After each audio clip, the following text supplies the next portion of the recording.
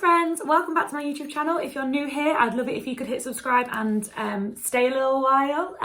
Be sure to show some support, some love, and stick around because today's video is my favourite hair care tip. So I'm a qualified hairdresser, I have been for 6 years now.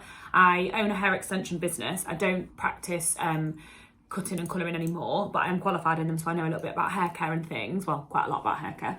So I thought I'd share some of my favourite tips, some products that I like, and how you should use them, how you should use certain products to get the most out of them. And yeah, you're probably looking at my hair thinking, well, girl, you've not got Rapunzel hair. You know, but I do take care of what I do have, and to be honest, this has grown and come on leaps and bounds, and I've just shoved it up in a little half up, half down, little jobby there. And obviously we're in lockdown, I can't go and get it trimmed properly. I've actually trimmed it myself. Don't recommend doing that unless you're absolutely uncertain you know what you're doing. However, I do look after my hair. It is in really, really healthy condition. I've been having my hair bleached since I was 12. Yeah, not long turning 13, because I got it, my mum let me get some highlights for my 13th birthday. So yeah, I've been having it done since then, and I've never had broken hair like up here, had it frazzled and fried. It's always sort of remained this kind of like style, so I do look after it really, really well. I want to share with you guys some of my favourite products, some tips, some tricks, and some things that you might not even think help, but really, really do help. So if that sounds like a bit of you, get yourself comfy, get a drink, get some snacks, and keep watching. First tip is get your hair cut. Get regular trims. It's so important, especially if you're going for a colour appointment, booking for a trim while you're there. You're already paying 80 odd pounds, pay for a haircut as well. Some people actually do include it in the price of their like colouring services too. They just say trims included. Take the opportunity to have a trim. You don't need to have like inches cut off. You can just have like the ends nibbled off, and if you do that, and you won't need to eventually in the long run go and get 4 inches taken off your hair. So getting your hair cut on the end doesn't make this sprout out any quicker. However, what it does do is prevent breakage. So we all have split ends. They are totally unavoidable in this day and age with central heating. You get them in your sleep, you get it when they're wet. Heat obviously does it. Having it up can do it. It is virtually impossible to avoid split ends, so you need to get them trimmed off. So the ends of your hair starts getting split, and the longer you leave that hair split, the split will continue to rise up and further up the hair shaft. And that's when you get all the thin breakage and the hair at the end goes see-through and you need to get more chopped off. However, if you get regular trims every 6 to 8 weeks, prevent any further breakage. That's why haircuts are so important. Like, I can't believe it's 2021 and people still don't get their hair cut regularly. Your hair needs to have a nice blunt base down on the bottom like this. If you don't have one of these, then I strongly recommend you get a haircut as soon as you can. That's how hair is supposed to look. It's supposed to be blunt and have like a nice neat base down on the bottom. So really, really important, especially around these are my outgrown curtain bangs, but I can trim them up myself in lockdown because obviously I know what I'm doing. Be really, really careful if you're going to give yourself a DIY trim in lockdown. I'd recommend actually watching like Brad Mondo. He actually talks you how to do it in the best way possible. However, I do recommend waiting. Tip number 2 is, personally, everyone has slightly different opinions about this, but I think washing your hair less is better for your hair. Overwashing your hair, obviously, you know what I'm going to say, strips your hair of all your natural oils and goodness. And if you're using the right products and things, then you will actually be able to wash your hair less often. I wash my hair with extensions, without extensions, every Sunday and every Thursday. If I really wanted to, I probably could stretch it to once a week. I recommend twice to once a week is good, especially if you're a blondie and you get your hair bleached. It's going to be immensely dry. Bleach takes all moisture out of your hair essentially. If you're washing your hair every day, I recommend starting training your hair while you're in lockdown, while you've not really got anywhere to go. See if you can get the hair washing down a little bit, like less frequently. And by doing that, you will just have to skip hair wash days. That's the best thing I can say. And when you do wash your hair, use a really nice, nourishing shampoo and conditioner. Definitely while you're in lockdown, if you wash your hair every day, try and like bring it down to sort of either every other or every 2 days. Obviously, I do mine Sunday and Thursday, and it's handy because I don't have to worry about washing it all the time for a start. Obviously, on the day that it's ready to be washed, it feels greasy, but it's Saturday today, I'm filming this. I last washed it on Thursday. It doesn't even feel remotely ready. So I could even stretch it another day, but I'll wash it on the Sunday because that's like the routine that I'm in, basically. It's not unhygienic to not wash your hair. If you're using the right things on it, then it won't be unhygienic at all. And obviously dry shampoo is not your enemy. Just use it correctly and don't use too much because that can also be bad for your hair. Tip number 3 is heat protectant. So there's 2 types of heat protectant, and I'm just gonna go and grab a heat protectant for you. So heat protectant wise, there is 2 types, but I've just read my one that I thought was just for dry hair and it's actually not. But you can buy 2 types of heat protector. You can buy one that is designed for damp hair only. This actually protects your hair from heat until the next time you wash it. However, not every single heat protectant will do this. So do read up on the heat protectors that you're buying. And this is one that I thought was just for dry hair. The TG Catwalk hot iron spray, but it does say you can use it on damp hair as well. However, I thought it was just for dry. The one that I use that is just for dry hair is the Lee Stafford flat iron spray. That is only for dry hair. So when you're buying heat protectant, just make sure that you're using the right one. If you use one that's designed for wet hair, on dry hair, it's going to be too heavy for it and it's going to weigh it down. It's going to feel awful. If you use one that's just for dry hair, on wet hair, it's not going to be strong enough. So you need to make sure you do your research into those. They're ones I would recommend. And obviously Lee Stafford's a really, really nice range as well. I don't have that in here because I use that at the studio and I've left it there. Another tip I would recommend as well, there's certain chemicals in shampoos and conditioners that you really, really need to avoid. Silicons is the most important one. I think it's called like dimethicone. You could do dimethicone, maybe it's pronounced, I can't remember. That's the main silicone that you'll find in hair care products. And basically, in the most simple terms, the way silicone works is it will wrap itself round the outside coat and coat your strands of hair, making you think that they're feeling really, really soft and really nice and nourished and healthy.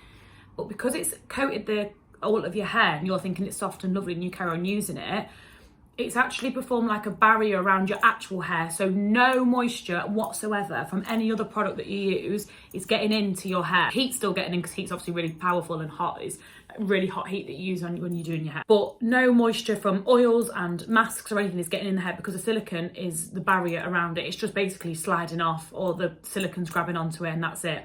And then eventually over time, as silicone breaks down and you use like a clarifying shampoo or a scrub shampoo, silicone will wear off and your hair will just feel awful. Avoid silicones in your shampoos. Did I say dimethicone, is that what it's called? Is the biggest one that I've noticed a lot, but have a little Google and look at what other ones are popular. DMDM hydantoin is quite a new one that's come about into the public eye. And that is what, if you Google the Tresemme lawsuit, they're getting sued for containing that in their shampoo. And it is a chemical that when activated with water can cause hair loss. So please, if you've got anything with DMDM hydantoin in it, throw it away today. I don't care how new it is or how old it is, chuck it away. I used to swear by the Bedhead large bottles from Home Bargains, the red Reconstructor, that's got DMDM hydantoin in it. I chucked it away straight away. I will never touch that again until they change the formula, which I do think eventually all these companies will remove it from their products. But for now, just please avoid that. Sulfates are a bit of a hit and miss one. It depends what kind of brand you're going for. If you're going for a really natural, organic brand, such as the Body Shop or the Shea range from that Shea Moisture range, I don't think that has sulfates in it, but a sulfate essentially is what makes the product lather up and clean the hair. So if something is so natural that it hasn't got that in it, it might need a sulfate for that to happen. However, too many isn't great. They're not the devil like everybody thinks they are. They're not great, but they're not the devil.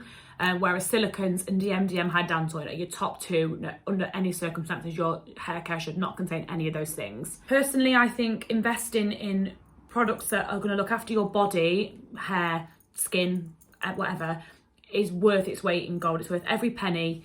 I wouldn't put a £1 foundation on my face. I wouldn't put a £1 mascara on my eye. So I would never ever put a £1 shampoo on my hair. It's just not worth it. But then that saying, not everybody can afford £30 on a shampoo. I don't want to spend £30 on a shampoo. So I have got some nice alternatives for you.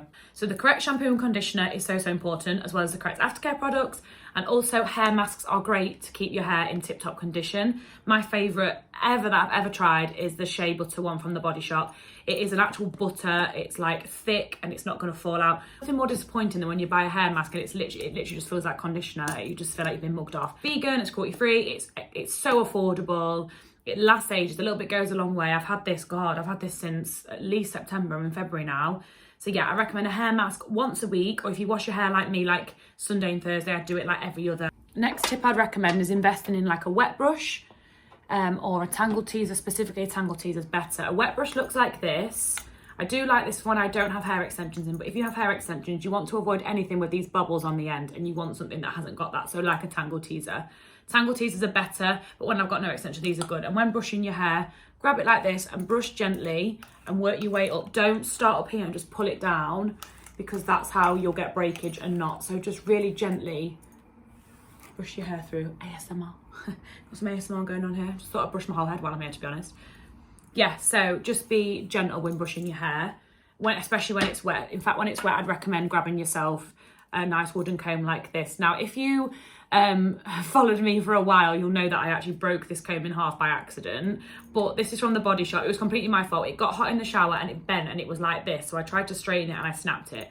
So this is from the Body Shop. Like I said, it's plastic free, so it's eco-friendly, and it looks like that normally when you buy it, and it's really, really good for extensions.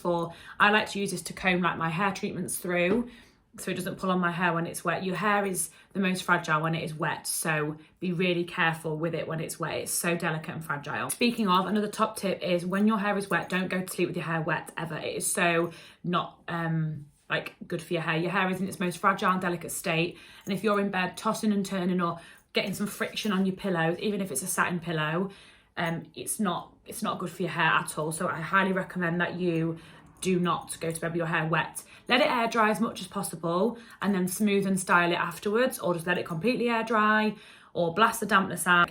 Always have a nozzle on your hairdryer as well. Not a bit without the nozzle, the hair's just going to go everywhere. You need to make sure all your cuticles are smooth. The nozzle doesn't make it take any longer to dry your hair. All it does, it just like controls the air coming out at the end of the hairdryer. The same amount of air is coming through, it's just coming through in a more controlled way.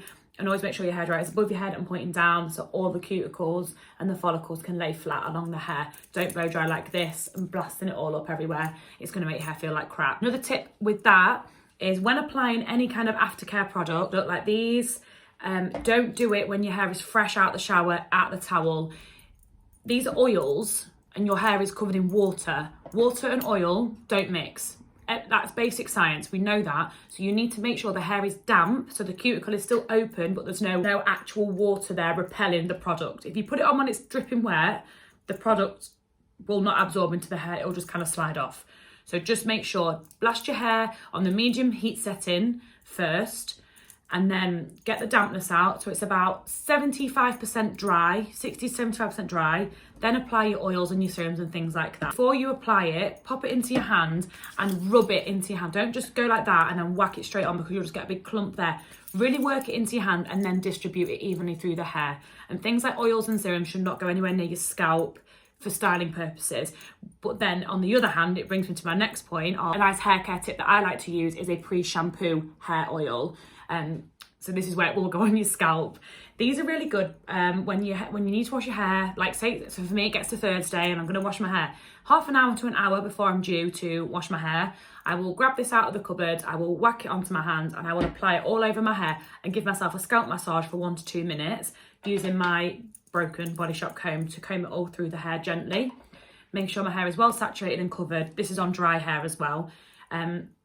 To add extra moisture, and a scalp massage can stimulate hair growth because you're getting the blood flow going. So this 200ml bottle is absolutely massive, and it's £8, £7.20 or cheaper if you go through a Body Shop rep as well, and everybody knows one of those, so support somebody that you know and go through a Body Shop rep. This is formulated without silicons, which is good. It says it on the bottle, and it is 100% vegan. Obviously Body Shop is cruelty free and it's so cheap. I love it. A pre-shampoo hair oil is a really nice way to add some extra moisture and nourishment to your hair as well. And the bottle's absolutely massive. Like, I've had this for ages, I've used it a good 5-6 times and I've only used that much.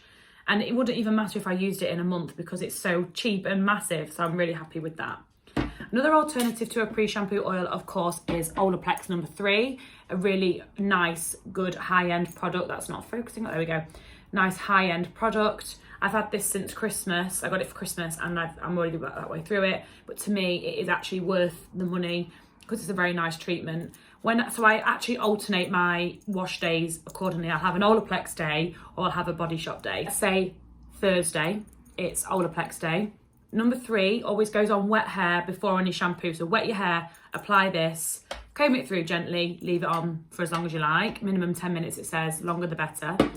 I've got them upside down because I like them to come out a bit easier. Then going with number 4, shampoo twice. Next tip coming up about shampooing twice. Number 5, conditioner. And then the number 6, bond smoother. This stuff is so strong. When I say you need, so you know how they say, oh yeah, conditioner, you only need like a dime size amount, and then everyone's like, nah, use a palm size amount. Yeah, I get that. But this, you literally need the amount, the pad of your finger, even half of that. It's so strong. And what another tip I saw online was if you pop a blob of this in a spray bottle with water, give it a shake and use it that way. That's quite handy too. So yeah, the 3, 4, 5, 6 method from Olaplex is nice. But a cheaper alternative to that to get some nice nourishment in your hair is the Body Shop range. So I'll start with the Body Shop coconut oil, pre-shampoo hair oil, pop that on dry hair, give it a comb through with the Body Shop comb. And I will rinse with 2 shea butter shampoos. I will then either condition or I will use the shea hair mask. Either or. You don't use both. There's no need to use both. This is just a more concentrated version of this, so you only need one or the other. Again, so say that I did it on a Sunday. One Sunday I'll use the conditioner and then the other Sunday I'll use the mask. Lots of nourishment for your hair is really important. On to our next bit quite nicely, the importance of doing 2 shampoos. So the first shampoo lifts any dirt, product, build up, anything like that out of your hair. It lifts it and takes it away. And then the second shampoo actually cleans your hair. So if you're only doing 1 shampoo, you're not actually cleaning your hair properly.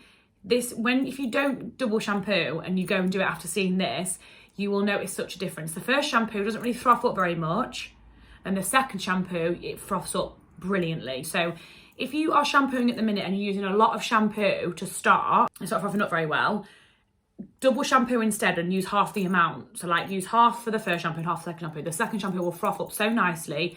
Then your hair's ready for conditioner.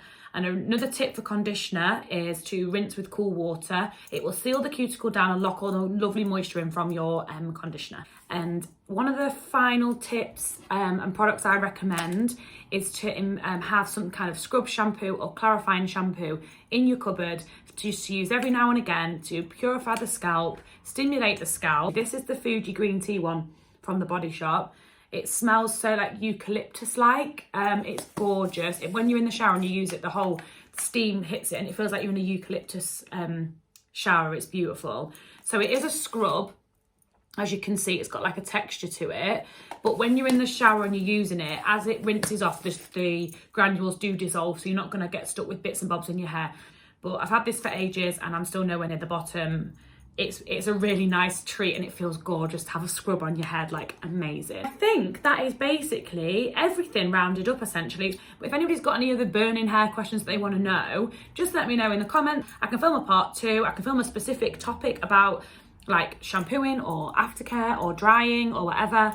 So yeah, let me know what you guys want to see and I will ask and I shall deliver. And if you are interested in anything, any of the products, the Body Shop range, I can help you get some discount with that as well, so that's really nice. Save yourself some pennies and get some nice hair care. Thank you so much for watching and I will see you all in my next video. Bye!